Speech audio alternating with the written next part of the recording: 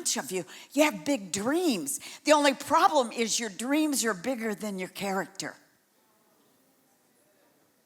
And if God unloosed more of your purpose on you right now and started to make it all big time happen, your character couldn't even sustain the weight of the purpose he has in the future for you. That is good. And so he says, listen, let it be in my timetable, not yours, God says. I wrote down, and you've heard it before, Moses in the Old Testament had to wait nearly 80 years for the reality of entering into the promised land to happen.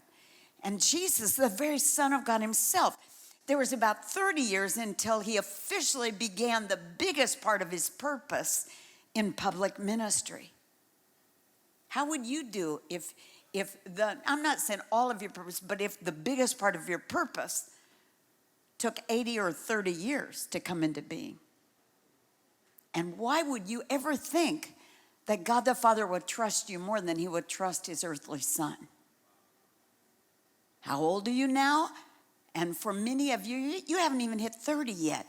And yet you think God has died and left you in charge.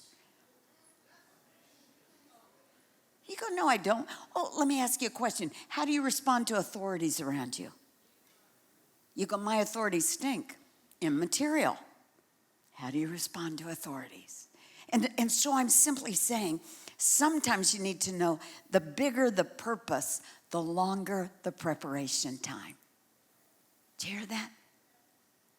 The bigger the purpose. I couldn't have ever carried in my life, even as a young woman in my 30s, the weight of the purpose and various avenues that God has called me to carry now. And I certainly wouldn't be able to carry with grace and dignity some of the challenges that I'm facing with my beloved hero and husband. But here's the bottom line.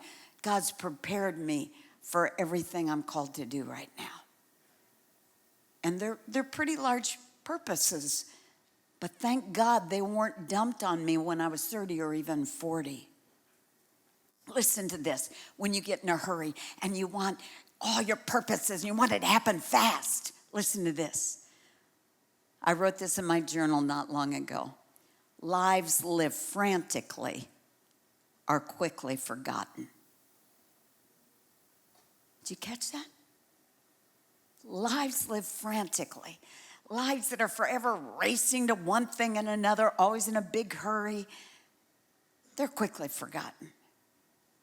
And I wrote another line that you've heard me say before. Please understand that whatever or whoever buys your time buys your destiny. Do you hear that? You awake out there? Whatever or whoever buys your time, buys your destiny. I know you didn't have time to read your Bible yesterday. Funny, if somebody that you were romantically interested in called you and wanted to hang out, I bet you would have made time. We have time for whatever or whoever we most care about in our heart of hearts. And the reality is, whoever or whatever buys your time, buys your destiny.